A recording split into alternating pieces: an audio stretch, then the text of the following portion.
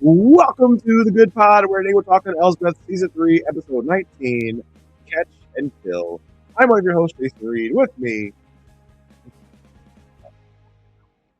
you didn't get this from me. You didn't hear this from me, okay? But what I hear that my co-host, Marissa Garza, is a giant nerd.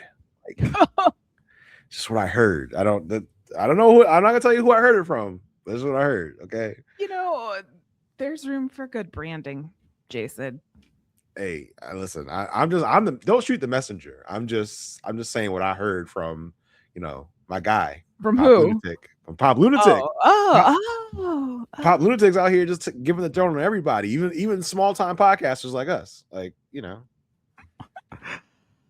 Jason, you good? Marissa, you good? Yeah. I'm good. You good? I'm good. Okay, that's good. That's good. Yeah, That's good. Yeah, we're good. We're all Don't good. be jealous of my branding. I've always told you I'm super jealous of Mars bars. It's me, Marissa G. Your branding is bar none, is the best. Thank you. Man, one more episode away until Elsbeth Season 3 finale. No more Kaya, but one episode away. The good news is we're getting Kaya back next episode. That's what you say. The season finale. That's what Jason says, everyone. That is what if Jason has told IMDb me and you and everyone. If IMDb is to be trusted, which sometimes it's not, you never know. But hey, we might get Kaya sooner than we think. I'm just saying. How is that possible? Is there going to be like a 19.5 episode? Maybe there's going to be something different, something else like going a webisode, like a webisode. Maybe. Or something? Who knows? All right. Before we dive deeper into this episode, we want to remind you of some free and easy ways you can help this podcast. You can do that by reviewing, rating, and subscribing wherever it is you are listening and are watching. There's a way to give us a thumbs up, give us a like, give us a share, give us a review, something that will help us get into the eyes and ears of more listeners of wherever you are watching and are listening. We did get yet another 5-star review. Marissa, I think I'm going to really like this one. I did wait to break this to you on the air just to get your reaction. Okay. So let me give it to you right now as I pull it up. I should have been prepared. So I'm still talking as my phone loads the review. I just want to let y'all know, give you real-time updates on what's going on. My Wi-Fi is being real slow. Hold on. Okay, here we go. All right. Left by xdcrzy. xdcrzy. Okay. I love it. All right. Titled, "This Pod is moiboi." Okay. Yay.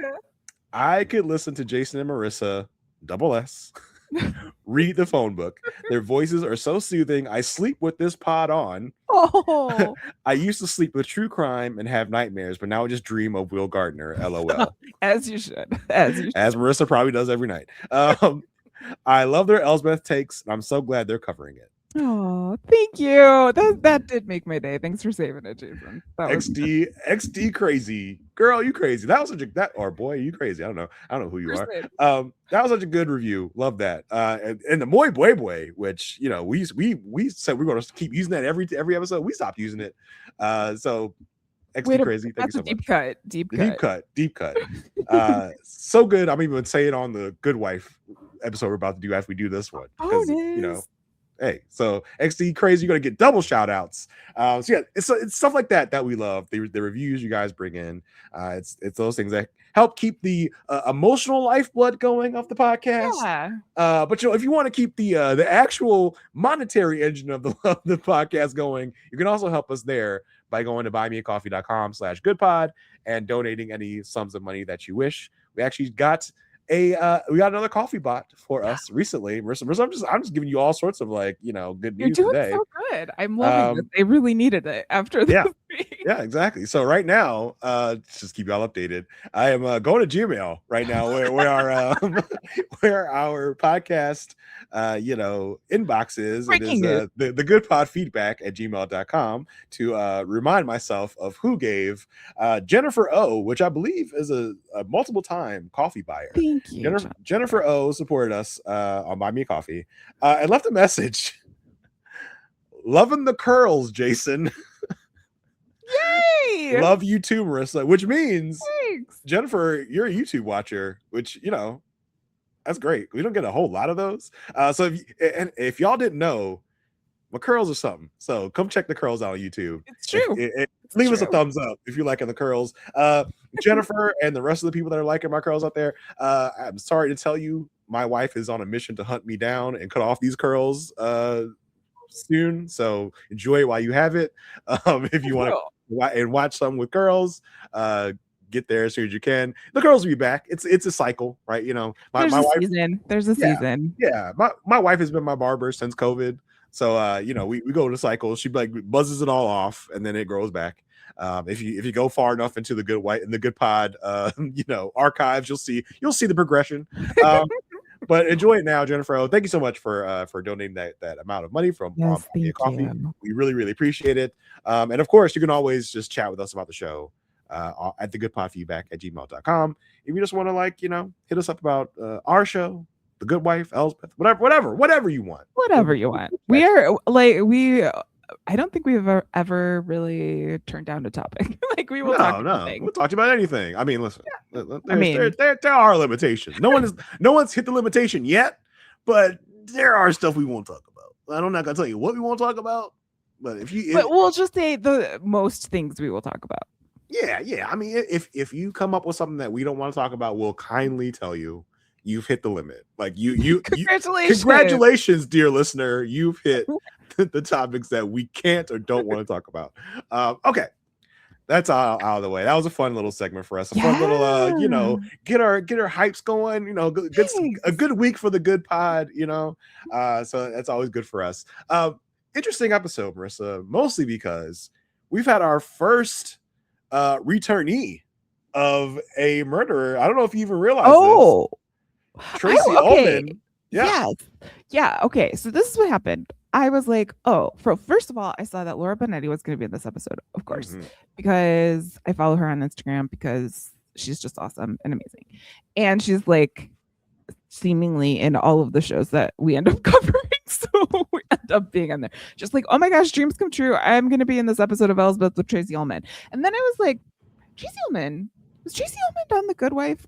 Was Tracy Ullman on Elsbeth? Where was Tracy Ullman? Like, I knew Tracy Ullman was in this verse, but I did not clock that she was a repeat offender. But it would make sense. And the great thing about Tracy Ullman is she is so multifaceted that she can play two totally different characters in the same series. We had a whole show about this, like where she did this, called the Tracy Ullman Show, where she played everybody. That's what she does. Like, so she can come back in the same series a season later, be a totally different character. If you don't remember who Tracy Ullman was in the season prior, she played the psychic to the lady that was the heir to a snack cookie fortune, and this psychic was trying to insider trade by telling this woman different things about her dead husband and what her dead husband would want her to do. And I think the psychic was responsible for killing the dead CEO's son, so that the son couldn't tell his stepmother what to do with the company, something like that. But yeah, if you don't remember, that's where Tracy Ullman showed up previously.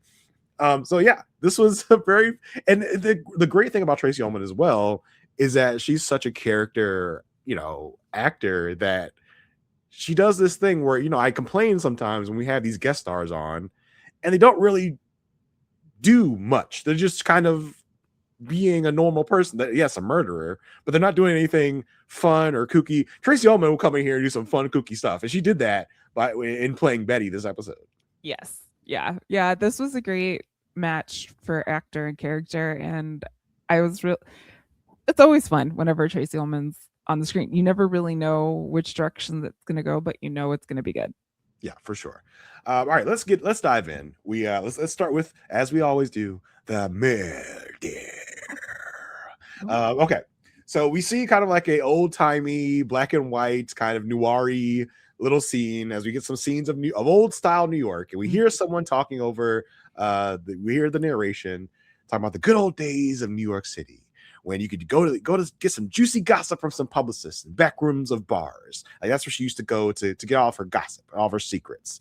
And she complains, like, nowadays everything's out in the open now. Nothing is sacred, nothing is secret anymore. Gossip's just not what it used to be. I was like, okay, cool. Like, I don't know what's happening, but I'm digging it. But remember, Jason, from our Gilded Pod coverage, gossip is its own currency. It's the own. So I was like, "Ooh, this is gonna get juicy. This is gonna I didn't know where it was gonna be. I didn't know if the gossip person was going to be the offender or if there was gossip about our characters. Like, I had no idea where it was going to go, but I would say, at least in our television watching, gossip is a long honored New York City tradition.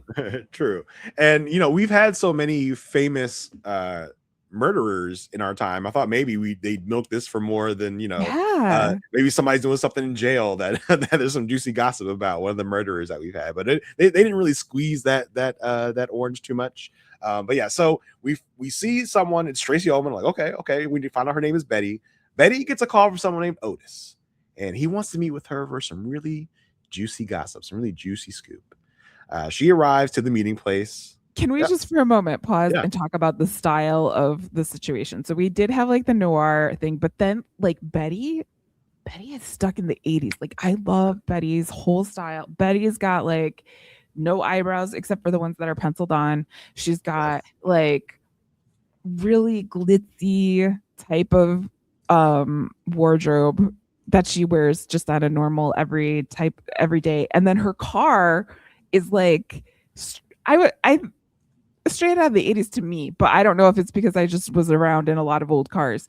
But like, I wasn't paying attention in the 80s that much to cars, but like a boxy limousine with like the velvet interior and everything. And I just was like, this is such a statement in terms of who this woman is and what she values. And you could tell she probably lives in like a rent controlled apartment, like she's had that apartment forever. It's more than just an apartment. It's like a floor of an apartment.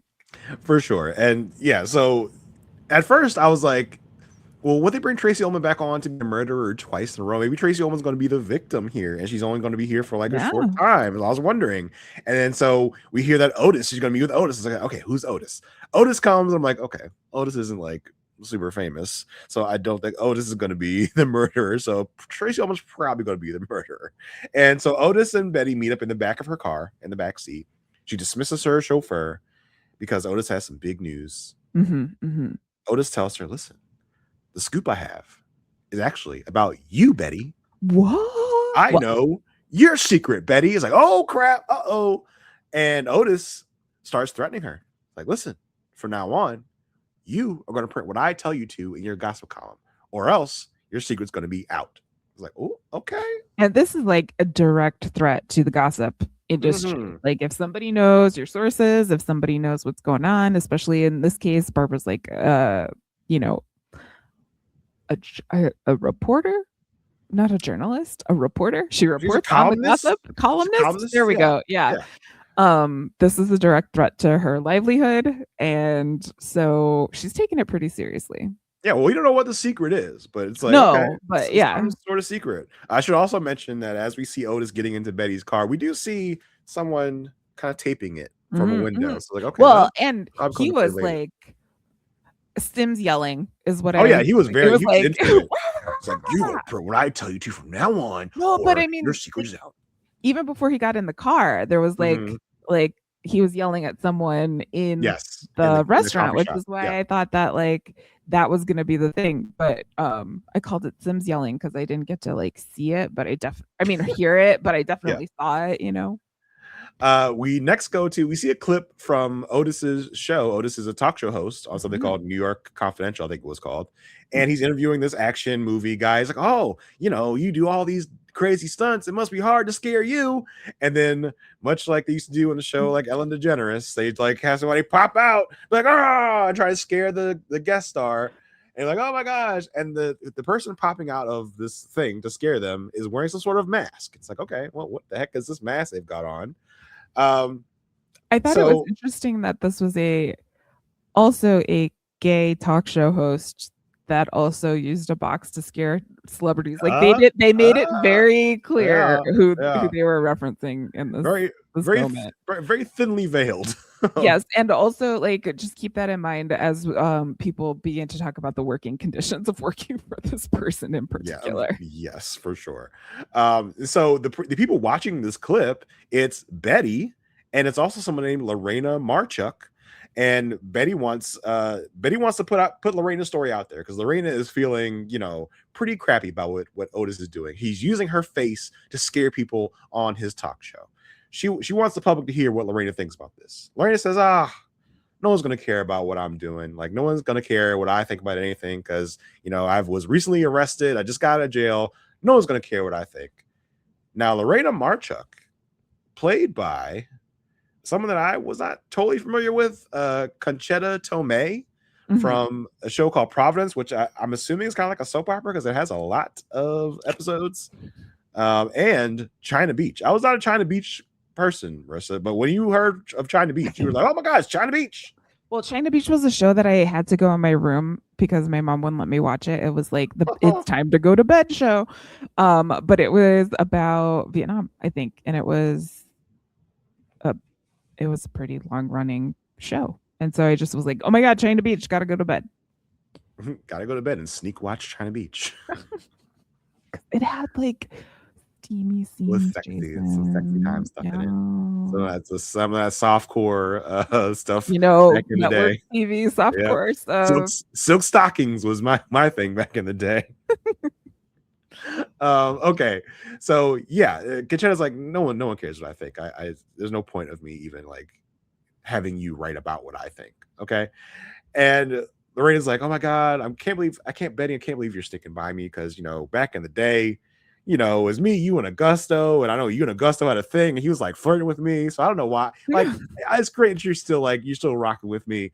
And while Lorena is off, getting some tea or something, Betty is out here sneaking around. She has taken one of Lorena's, what would you call this? It was kind of big. It was like a hanky, like a scarf, embroidered scarf, I would say it was a scarf. Yeah, she takes a scarf and puts it in her bag. Like, okay, but it has Lorena's initials on it. Got her monogram on it. Yeah. Anna Camp's character last episode probably made it for her. Probably by hand. By hand. 1.5 hours. Yeah. So yeah, she takes one of the scarves. Like, okay, what's she gonna do with that? She puts it in her bag. And as Lorena is walking around talking, Betty's like, all right, girl, I gotta go. See you later. And as Betty is on her way out, she presses a little button on the inside of the door to make sure that she can get back in if she needs to, because it doesn't lock the door. It literally makes sure the door does not lock when they close the door. Yeah. I mean, like, I do this by putting the deadbolt out sometimes when I go take the trash out. Oh yeah. But that's smart. Is it though? Because like anyone could just like come in. I'm okay. I'm in a safe place. But like I was reading about how people do this at hotels to like go get ice. And then they'll come back and their entire room is completely trashed because they left it open. So, but this was definitely a building from a different time where they had different security concerns. I think I was like, I've never seen something like that. But that's pretty nifty. Just like to make sure that see, my paranoid self would constantly be going back and checking to make sure I didn't keep that button pressed. I was like, as I'm going to bed at night, I'm like, did I undo the no lock on the door? Let me go check. Or I would just ignore it and be like, if this doesn't exist, so I don't think about it, and I would end up locking myself out. Like those would be the two different ways. Truly. So we Betty's up to something. We're like, okay, what's going on with Betty? Later, Betty, kind of dressed up in Lorena cosplay. She's got on like a little bit of because Lorena has on this interesting headpiece, headscarf, I would say. So she shows up at Otis's trailer, kind of wearing this Lorena cosplay, and Otis is like, oh my, okay, Betty, what's up? Why are you dressed like that? And lo and behold, Betty has, you guys get ready for this. Betty has a gun. You guys, a gun. A gun. Who kills people with a gun on this show? Concentrated apple seeds. Not like a medieval mace, or something, not a CD, not some other random device. Gun and bleach. Yeah, a freaking gun, guys. Like, whoa, Betty is not coming to play. She's not going to use And this was not like one of those make it look like an accident things. Like she had a gun and she was gonna use it. She gunned this man down. He had his back to her, and she just like pop, got his ass. And so then we see her using the scarf to put the gun back in the handbag. I was like, okay, well, obviously there's gonna be some framing going on here, so let's see how that works out. Who was really like, I thought she was gonna leave the gun there with the scarf, that because the monogram was on it. You know what I mean? Like Betty is smart. Betty is smarter than that, Marissa. She's smarter than that. She's been around the block a few times. Yeah. Let's see what she's gonna do. She's much smarter than that, I think. Let's talk about it when we get there. So the murder has been completed. Time for the investigation. Okay. We have no fun way of saying that word. The investigation. The investigation, whatever. So for this episode, our crime-solving team is Elsbeth, of course, as always. The show is named after her. It'd be kind of weird if she wasn't one of the people. We have our guy Buzz, newly unretired. Like, oh great, we saw him last episode, and he's back in this episode, and his best bud, who for some reason wasn't around for his unretirement party last episode.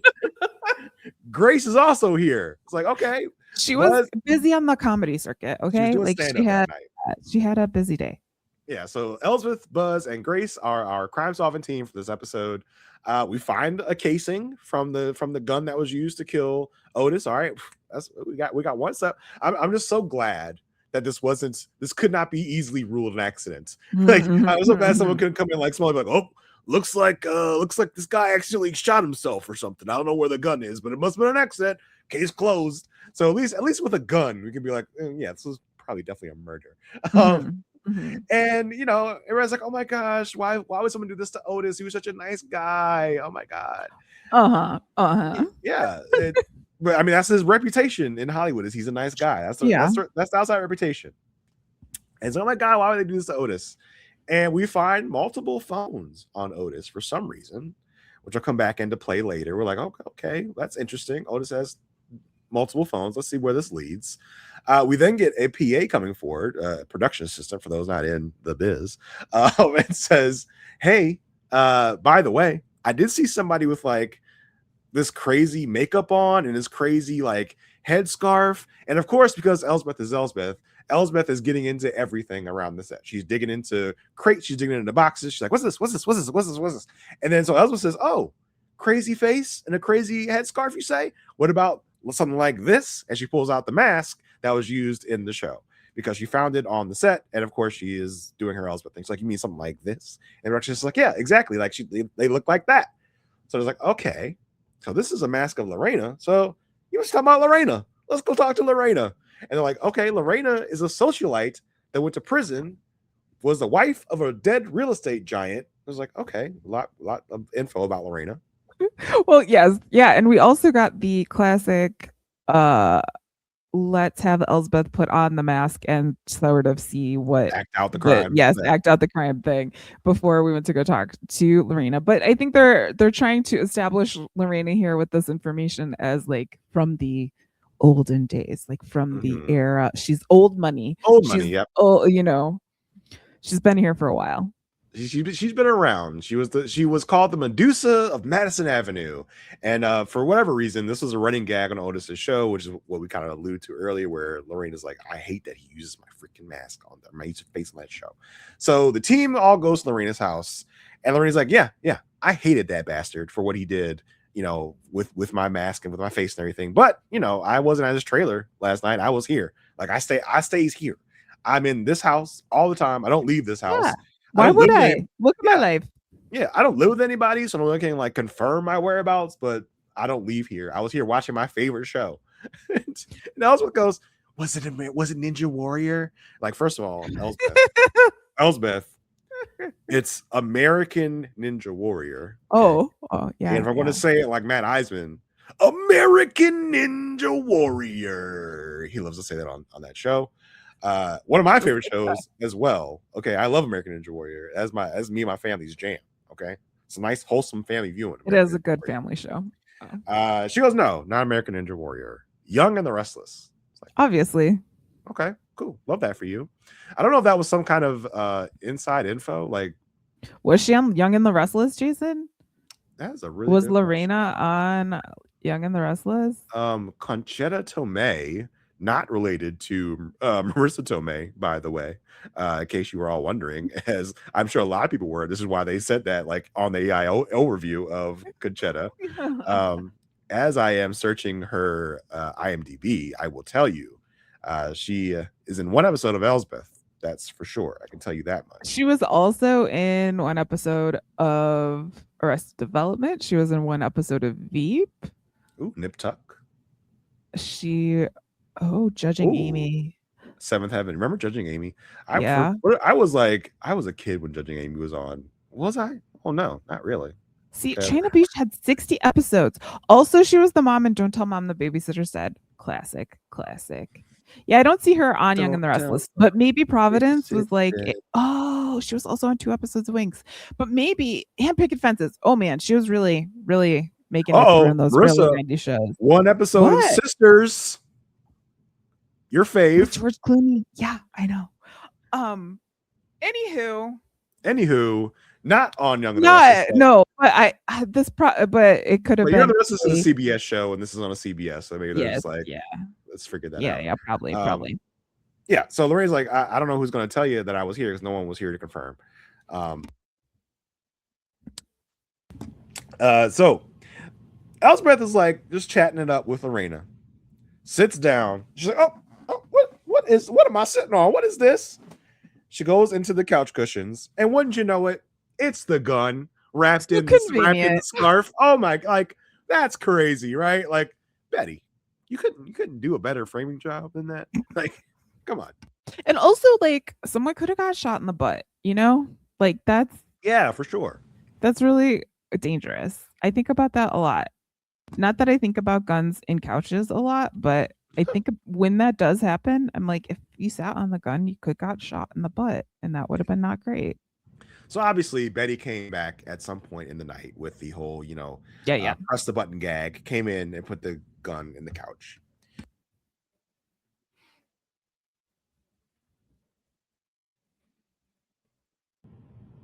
So they arrest Lorena and they say, "All right, get your butt in the car." Okay, on the way out with Lorena getting arrested, Betty's here. She's like, "Lorena, oh my God, what's happening?" On the way out of Lorena's apartment to get into the cop car, wouldn't you know it, Betty's here. The number one thing you don't do, murderers, is show up at the scene of the crime and show up as the person you framed is getting arrested. Because that's like the number 1 and 2 thing that's going to tip Elsbeth off to what's going on. Well, and Betty really does not handle this situation very well, at least the aftermath. Yeah, and Lorena's like, Betty, defend me.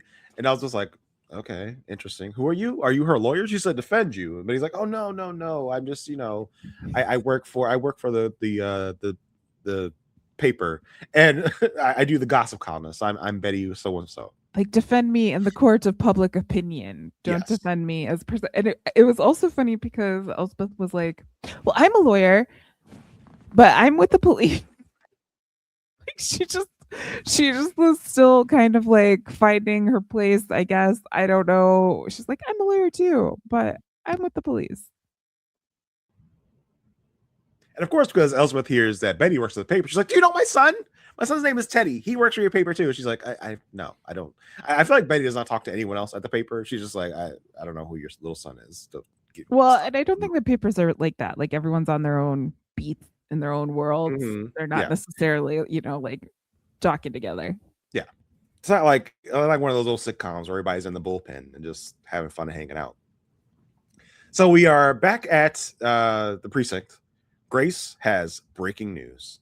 We find out that Otis was Pop Lunatic. And she's telling us to Wagner. Wagner's like, oh, that's great. Like, Who was that? Which is kind of my reaction too. I was like, who is this person? Am I supposed to know what Pop Lunatic is? What is going on? It kind of came out of nowhere for me. Pop Lunatic is apparently a anonymous online trollster who does basically the updated version of what Betty does. Mm-hmm. Like the, you know, the new 2020s ish version. Yeah, Betty's like Betty talks about the old Hollywood. Yes. And Pop Lunatic is on the current beat. Yeah, the new Hollywood, aka online, very online, chronically online. Like Perez Hilton, but not. Yeah. They're like, oh my God, like how do we know this? Like, what do you mean? They're like, well, you know, that other phone we found on him that was logged into the Pop Lunatic social media account. So obviously Otis is Pop Lunatic.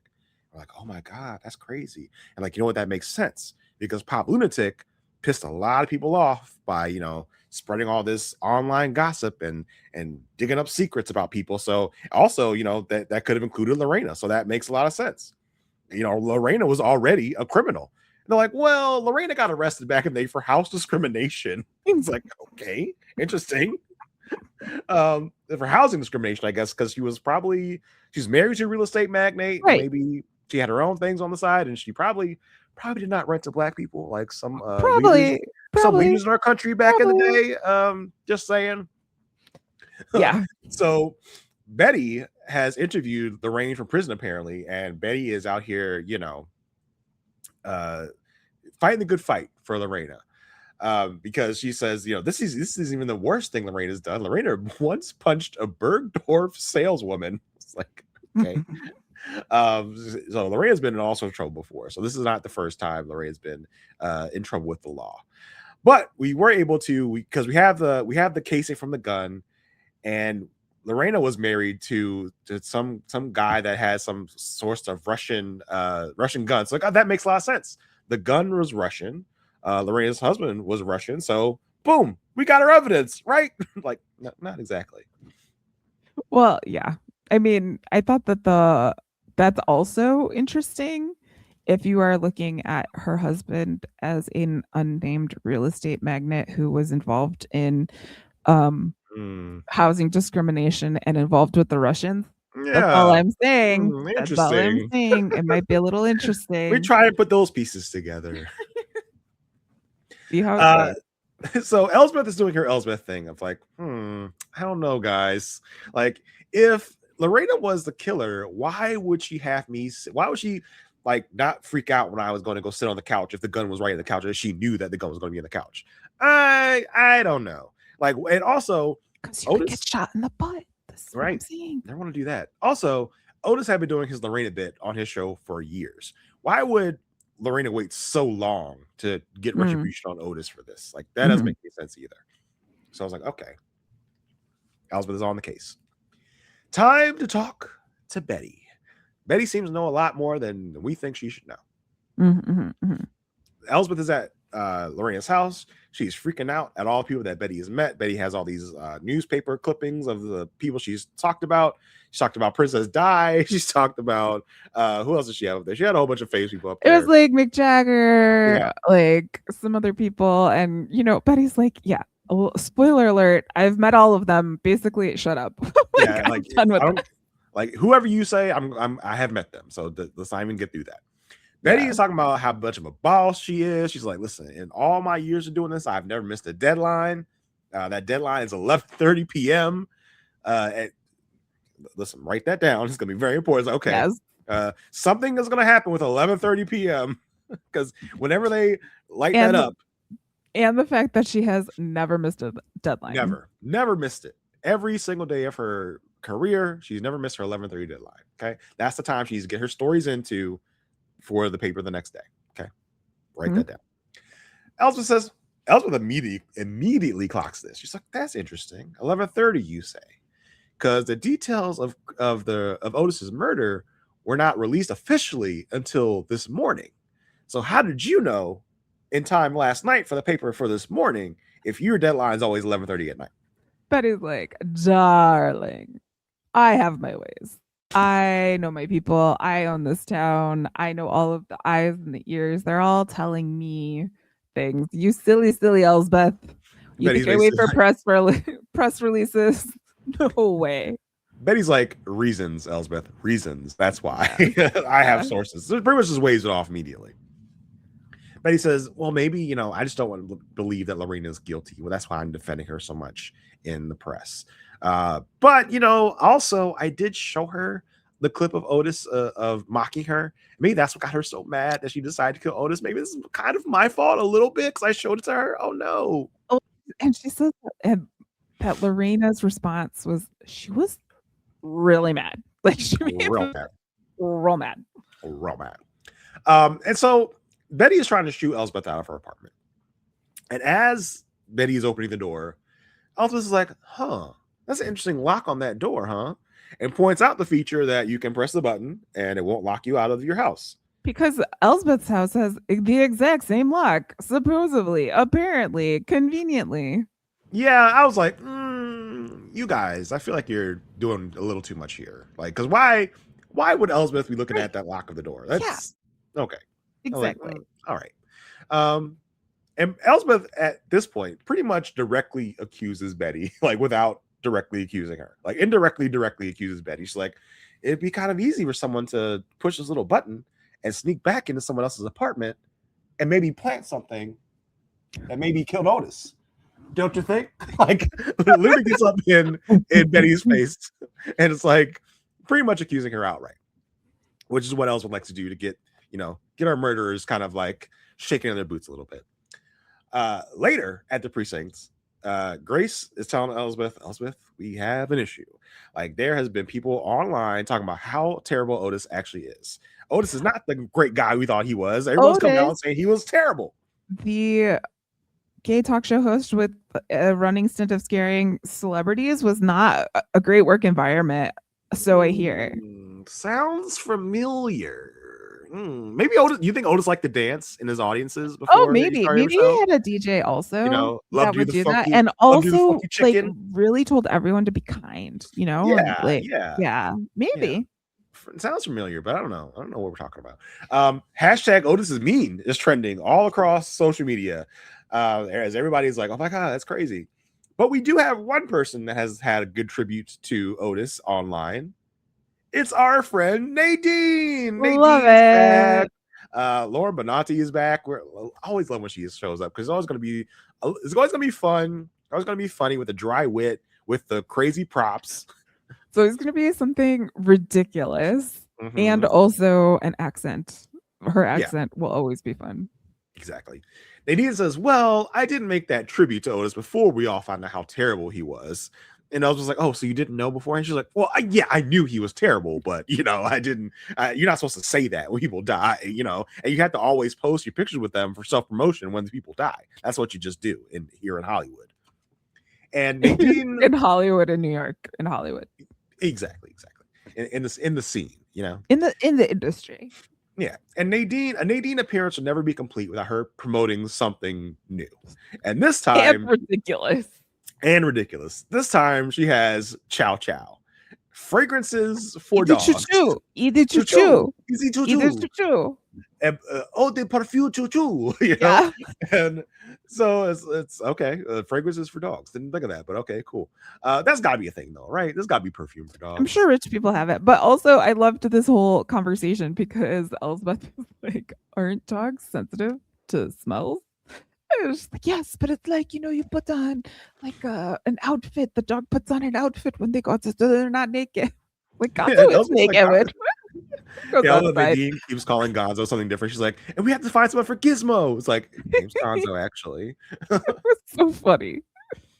So I was like, so how come no one on the outside knew that Otis was a jerk? Like, what's that all about? How did he get his reputation not put out in the blogosphere? Protected, aka defended him in the court of public opinion. I wonder who would do that, Jason. Who would do that? And so Nadine says, well, he probably was trading info for like, discretion. So that's probably something he was doing. Elsbeth says, hey, we heard that Otis was Pop Lunatic. And it's like, that kind of makes sense because Pop Lunatic has not posted on their social media accounts since Otis has died. So that kind of tracks. And Nadine talks about the fact that, I heard he was so mean that he once threw a shih tzu at an intern. Oh, wow. That's crazy. And that apparently was an item on Pop Lunatic. And it was a blind item, didn't name Otis outright. So Elsbeth says, that's interesting. Because it was a blind item that was obviously about Otis.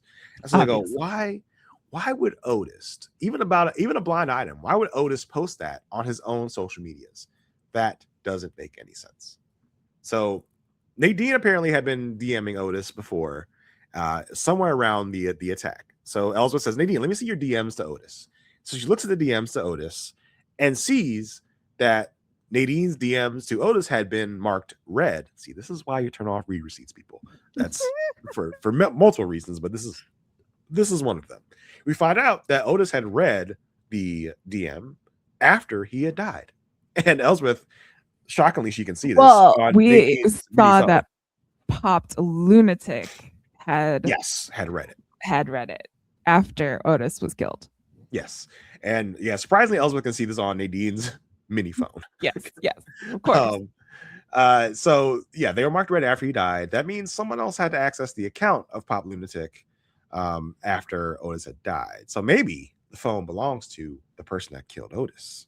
Dun, dun, dun. At the same time, we see Betty opening up a brand new phone and inserting a SIM card into the phone. Also, a VPN. So I was like, okay, why is this a big deal about the VPN? Well, it's good. I don't know if anything was going to come up that like Pop Lunatic was in a different country or in a different time zone or anything like that. But I was also very surprised that Betty knew what a VPN is. Yeah. And how to work a VPN. You're old. How do you know what a VPN is? What? Okay. So when we come back, we're back in the precinct. We're in the interrogation room with Buzz, with Elsbeth, and they are interrogating Lorena. I love that Lorena still had her headscarf on. It was orange, obviously, to go with the jumpsuit, but I loved the attention to detail in the scene. Now they show Lorena some pictures of some current people. Did you clock who these people were? I didn't. Bob Hope, I got. Bob Hope's one of them. What's his name? Father Detective. You know, the TV show guy that's in this universe. Oh, yeah. They showed her a picture of him, and it's like, okay, that's a very fun, like, in-universe little joke. Yes. So Lorena has no idea who these people are. They show her a picture of Bob Hope. She's like, oh, that's Bob Hope. So she really only knows old people. And, so Elsbeth's like, well, obviously Lorena could not be Pop Lunatic because she has no idea who the current stars of today are. And Elsbeth says Pop Lunatic planted that phone to make Otis look like Pop Lunatic, aka Betty. Like, Elsbeth was like, I've been trying to tell y'all, it's Betty. Okay, it's Betty. But Buzz is like, okay, but what is Betty's motive? It's like, that's a good question. We got to figure it out. Who we're going to go to figure out Betty's motive? It's Teddy. Teddy's back. We got a Teddy break for a while. And I was like, I was actually happy to see Teddy back. I was like, okay, good. When they were trying to shove Teddy down our throats for a minute, I was like, okay, that's enough, Teddy. Only problem is we also didn't see Roy. I feel like Teddy has to come with Roy on these episodes to make Teddy more bearable. But okay, he was fine this episode.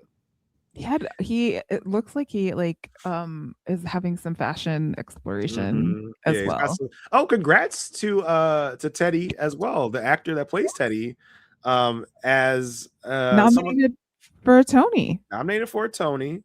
Erica M, our friend, our email friend, buddy, let us know. The actor that plays Teddy, Ben Levi Ross, was nominated for Ragtime for 2026 Tony Award. Congrats. Way to go. That's kind of why he was gone, I'm assuming, also. Yeah, probably.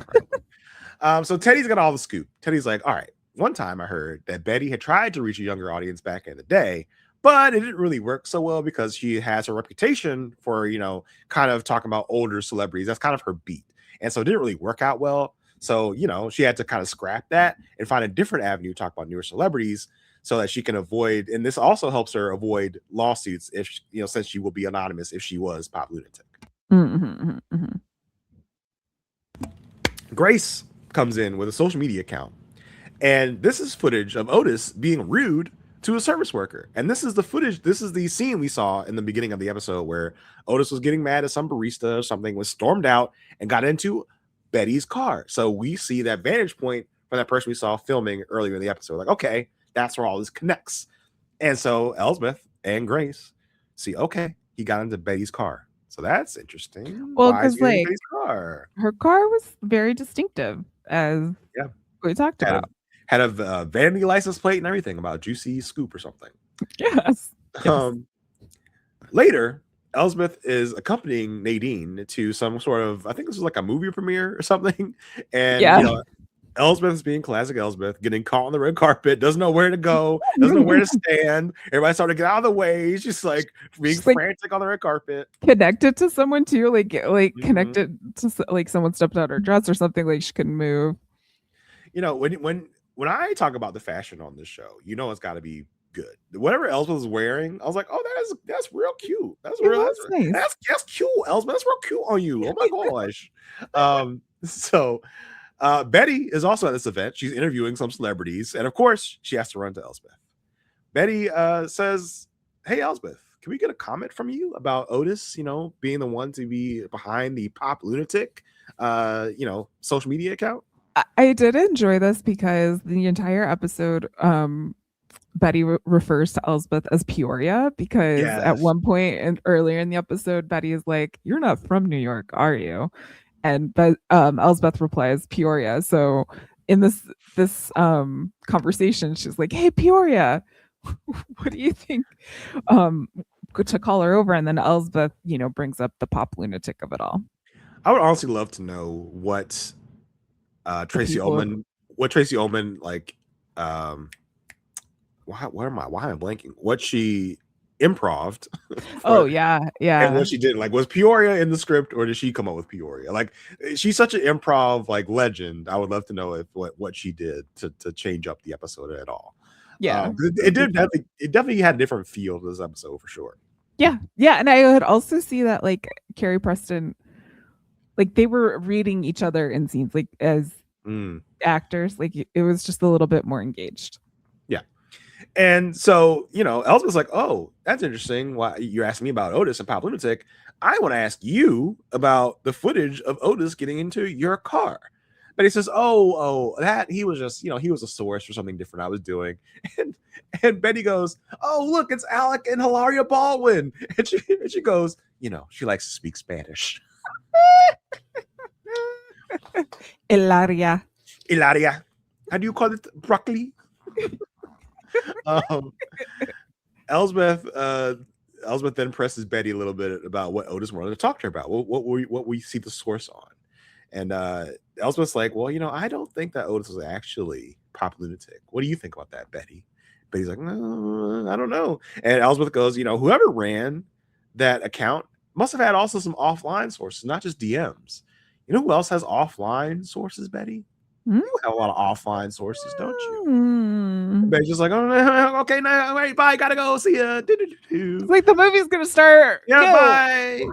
And as Elsbeth is, going back to meet Nadine, just such a funny little moment.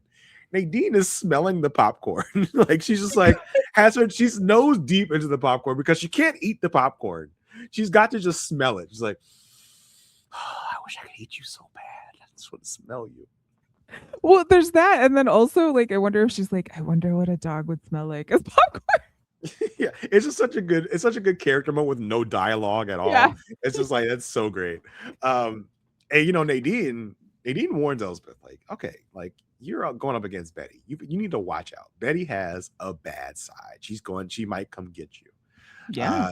So lo and behold, the next day, Elsbeth shows up in Betty's column, trashing her, trashing the new commissioner, Tully, basically saying Elsbeth's out here running wild, harassing citizens. She calls her a ditzy redhead out here harassing citizens, hired by the police organization. "What are you doing, new Commissioner Tully?" Woo! And Elsbeth already has a reputation apparently for harassing people because she called into Otis's show. Because if you remember, like a few episodes ago, when they were like reporting about Elsbeth and Alec dating, they spelled Elsbeth's name. She even said like what a callback to such a crazy little moment that they like spelled Elsbeth's name wrong. So Elsbeth has a reputation of hounding people and bothering people. So Grace is explaining all this to her. She's like, but listen, I gotta tell you, gotta tell you something. And once you know it, dun dun dun, Commissioner Tully is here. This reveal was so great because Elsbeth is like rushing, talking to Grace like in the hallway. It was definitely like a walk and talk. Elsbeth's got all her bags and everything, and then she's like, gotta tell you. And what's his face? Wagner. Wagner's standing outside the door, just standing there, and then he pops the door open for the reveal of Tully. And yep. I thought that was, and it was so good. And Wagner's like, he's kind of got this is what we have to deal with right now kind of look on his face of like, I don't like this either. It was almost like a I would have thought that like would talk trash about Tully, but like, he's right behind that door, isn't he? Like, this is that type of situation. Almost, yeah. Yeah, but we see Tully going all like mad stepdad on Wagner, and Elsbeth is like, I'm so mad and disappointed in both of you.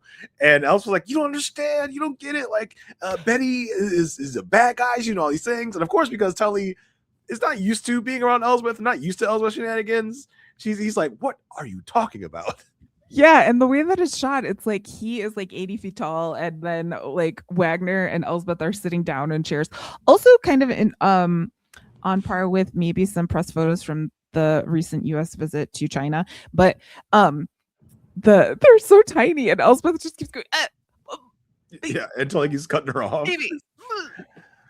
He's like, are you the detective on this case? She's like, no, but Buzz is coming around. And Tully's like, Charles, what the hell? What is this? Wagner, for his cause, is like, listen, I get it. I know it looks crazy. I know it looks weird, but I trust Elsbeth's instincts to the nth degree. Like, he's sticking up for Elsbeth for sure. Yeah.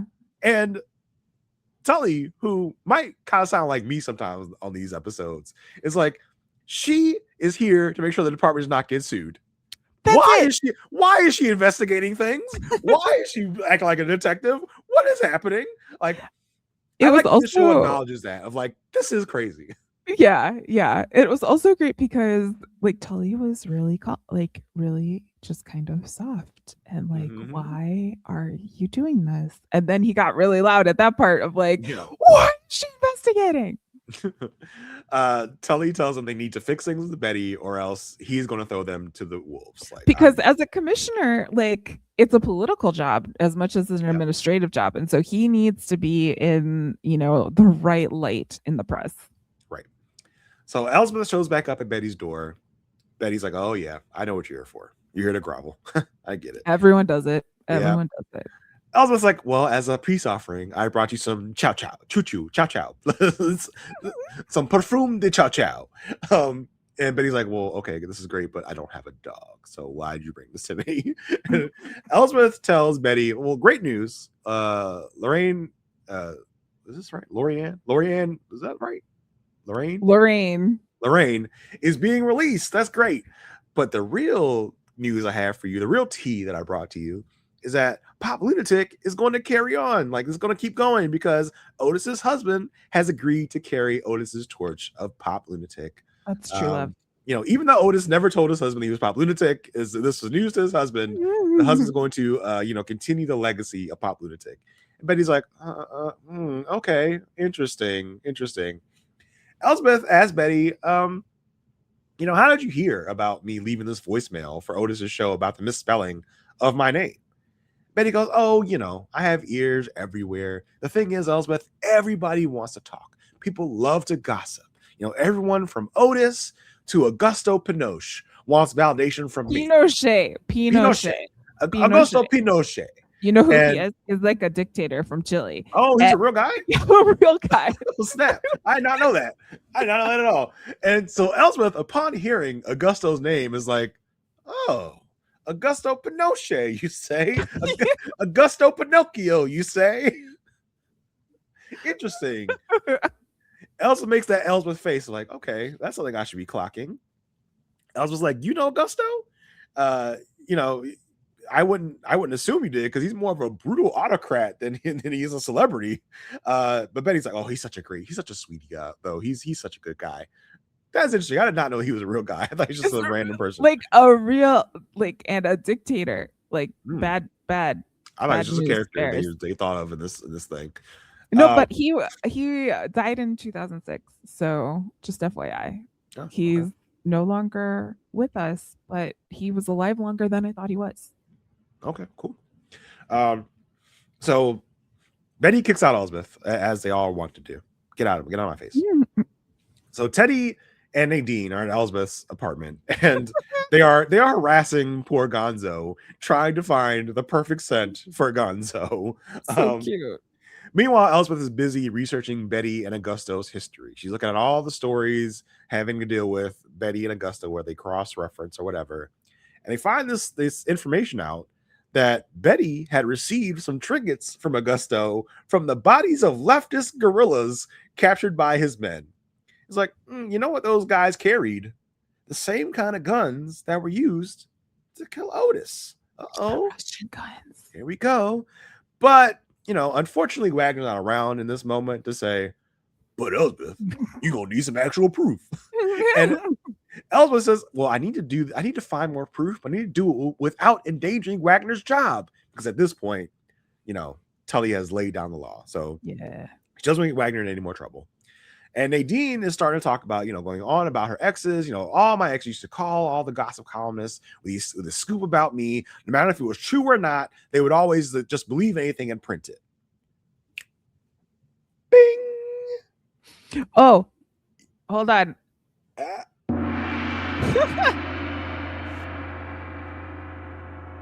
Eureka! Elsbeth gets an idea. So the next day, the next day, we see a story in Betty's gossip column about Alec Bloom, our mayor, the guy, has been seen romantically linked with the one and only Nadine. It's like, oh, interesting. Nadine? Yeah, Nadine, how could you do that to Elsbeth? That's your friend. How could you? Girl code. So we see this in Betty's gossip column. And also we see the cops are at Betty's apartment. They are tearing the place inside and out, because we got a judge to sign off on a warrant based on suspicions that you, Betty, are Pop Lunatic. Why do we think that you're Pop Lunatic, Betty? Because this whole Nadine and Alex story was only sent to Pop Lunatic's DMs. That is the only place this tip was sent. So you obviously had access to Pop Lunatic's DMs, meaning you are Pop Lunatic. And it was funny because the story had to do with Alec and Nadine at a bakery where Nadine was eating a croissant. And Elsbeth goes, Nadine has not eaten their croissant since 1996. So you should have known this is ridiculous. But it was said in like such a lovingly, like, I know my friend, like, sort of way. Not in a like, she hasn't even, it was like Nadine hasn't eaten a croissant since 1996. Like, she was so proud of her friend for that. Yep. And we find out from Buzz that while we were searching all your electronics, while we were going through all your stuff, we did find a draft of Otis's murder column that you made before the murder actually occurred. So come on, we got you dead to rights, girl. And so I was like, yeah, apparently the big secret that Otis threatened Betty with was that she was Pop Lunatic. That was the big secret that he was going to tell everybody about, which I didn't clock. I didn't put two and two together. I was like, I should have figured that out by now, I guess. But I like they spelled it out. That was a big secret. Yes. So you solved two problems in one. You got rid of Otis and the Pop Lunatic secret, but you also got rid of Pop Lunatic because, if Otis could find it, anyone could find it. And Betty goes, well, at least I got on the front page of you one last time. Yeah, way to go, Betty. Way to go. Your legacy will remain. You will continue to be the queen of print. And Elsbeth invites Wagner out for a croissant. And Wagner goes, I'm more of a beignet man myself. It's like, I get it. Because he was also from Louisiana. Yeah. It was entremet, Yeah. Beignet. Louisiana. Get it. You get it. In joke. Okay. So one other little story we got to talk about. We've been hearing throughout the season, budget cuts are running rampant in the precinct. Everybody's got to pay for coffee. I was going to say, and the first victim of a budget cut is coffee. But all of a sudden, we got a new coffee maker, a nice fancy one. It's like a pod with the pod. Mm-hmm. And so Connor, who by the way, Connor still exists. Yeah, he's there. Like still Why being. Is he here? We don't know. I don't know. He's just kind of there. He's there. I don't mind him. He was a bigger part last time he was here, but he's just kind of here to help things along. Yeah. So they go, oh, hey, we got a new coffee maker. Also, there's some other like improvements going on right here. We've gotten things fixed. Like, well, what's going on here? Why is this happening? Wagner is sus. Like, why are they making things better? That's not normal. Yeah, he's like, this is all part of Tully's grand plan. Mm-hmm. And Connor's like, to improve things, his grand plan to make things better. And Wagner's like, yeah. Exactly. That's not normal. Like that's weird. The patriarchy doesn't make things better. Like that's not what they usually do. Weird. Yeah. More capitalism. Yeah, you really got to question those things. So, and Tully shows up at the precinct, and Wagner's like, "Hey, so see, you've done some cool stuff. Like, thank you." And Tully's like, "Oh, you think that I had something to do with the new improvements? No, actually, this is the good old Mayor Bloom. Alec wants to make sure he's appearing fair and honest, and he doesn't want to make it look like he's punishing Elsbeth's precinct. And so he's, making sure that things are working well around here because it doesn't look like he's, being improper." First of all, just a little scene note. This does take place in an elevator. So it's an important conversation again with the elevators. Yeah. But also, I don't know if you caught this when you were watching. Watch the captions, I think, as well as I did. And Tully says his honor, and what the closed caption put it together was like hisner. Oh, I did not catch that. I was like, hisner Alec. Yeah, and so Tully's like, that's one way of doing things is using discretionary funds to, either reward or punish people. He's like, and you know what? You're actually about to find out that I can punish people in great ways with some discretionary funds. And guess what? First thing I'm gonna do, I'm taking away your pod refills, bruh. They're gone. No more. You got a great coffee maker, but no pods to make them. Yeah, exactly. Yeah. So it's like that was a little mean there, Tulls. This is the beginning of Tully taking his pound of flesh. This is in direct response to the whole like Betty stuff. Yes. And near closer to the end of the episode, as after Betty gets arrested, Tully and Wagner meet up again. And Wagner goes, "Hey, everything worked out, right?" Tully's like, "Yeah, but you just gotta keep kind of a tighter grip on your team here." Tully's like, "Hey, can I drop you somewhere?" Like, because they're both on the way out. Wagner's like, "No, I just gotta run a quick errand real quick."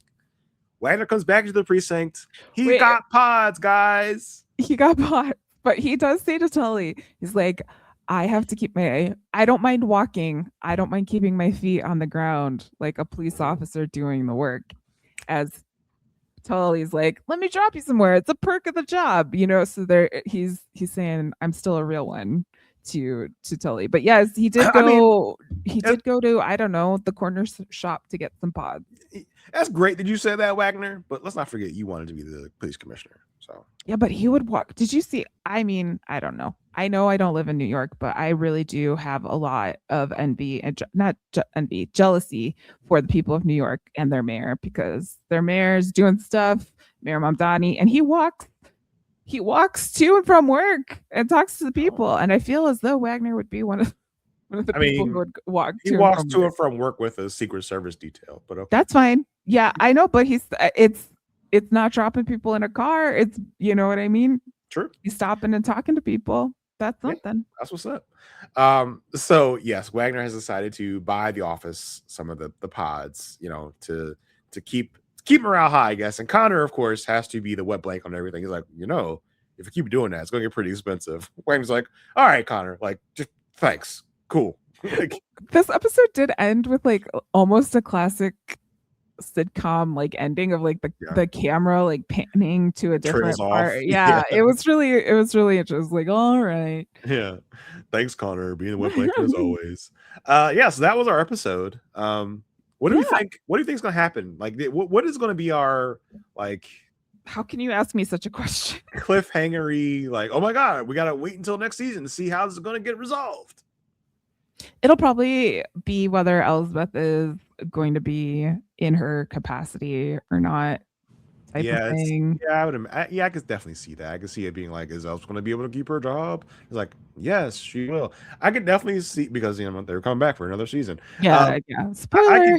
I could definitely see a situation where like, Elsbeth, you are fired, and then we come back in season 4, and like Elsbeth is undercover helping all the detectives. Like she still shows up at crime scenes, like she's like behind police tape, like, hey, Smullen, go over there, like go look over there, like, I can definitely see, or like acting charades out, like trying to do something. I would love to also see a world where, and we've talked about this before, but where Elsbeth has to either defend herself or someone needs to defend Elsbeth in the court of law. So if this is Elsbeth gets fired and has to defend herself in front of a judge, or someone who has been name dropped before, like Diane Lockhart, or if Marissa decides to be a lawyer, like trying to get someone from the old world to come to the new world would be fun for me. If that an outcome of a cliffhanger, I would enjoy it. Yeah, for sure. Would love to see that. I just, they gotta leave us with something. Would it be great if they were just like, by the way, Kai is back full time and she's your new partner? Oh my god, that'd be great. I'd take that. Yeah, that'd be a nice little surprise at the end of the season. Not necessarily a cliffhanger, but like a good sign of things to come. But yes, that's probably wishful thinking. Yes. Anyway, that's our episode. Marissa, you want to tell the good people where they can find you and what you're up to? Sure. Good, folks. You can find me at itsmemarissag.com, where you can find links to all of the podcasts that I'm on, including this one. If you are only listening to our Elsbeth coverage, we are covering The Good Wife. We are on season 5 of The Good Wife as well. So if you'd like to check us out, you can also check us out on YouTube, as Jason mentioned, not only to see his luscious curls, but also because we have 2 separate playlists for each show, so you can easily find what you're looking for over on YouTube. You can also find me over on Whirlwind Podcast talking about Pretty Little Liars, one previously on at a time, and slowly but surely going through space with my sister while we're watching Star Trek The Next Generation over on USS Sisterhood. Jason, that's what's up with me. What's up with you? You can always find me talking about mess over on the Perfect Match podcast. We are exclusively on Patreon right now, as we are going through the vault of Married at First Sight. We are on season 12 right now. We've got rewatches of season 11, 10, and also 1. So we've got a lot waiting for you over on Patreon if you go sign up right now. You can also find me talking about more and more mess, or the Mess Olympics, basically what you want to call it, over on the show Perfect Match, not to be confused with my podcast called A Perfect Match. For the record, we were a Perfect Match before Perfect Match even came on, so they stole it from us. Okay, me, Asia Welch, and me, Asia Welch, and Kirsten McInnes are talking about Perfect Match, where all the crazy messy people from all the crazy messy people shows come on and suck face and do stupid little dumb challenges. So come check that out if that floats your boat as well. That's it for me. This is from Marissa G. Until next time. Oh, but for this one's for Jennifer. Just one more time. Like, the curls. Take a look at the curls. Ooh. Yeah. Pay no attention to the receding hairline, ladies and gentlemen. Bam. But until next time. What? I was like, I don't have any good. We'll feed the ducks real quick. Oh, the ducks? Okay. Yeah.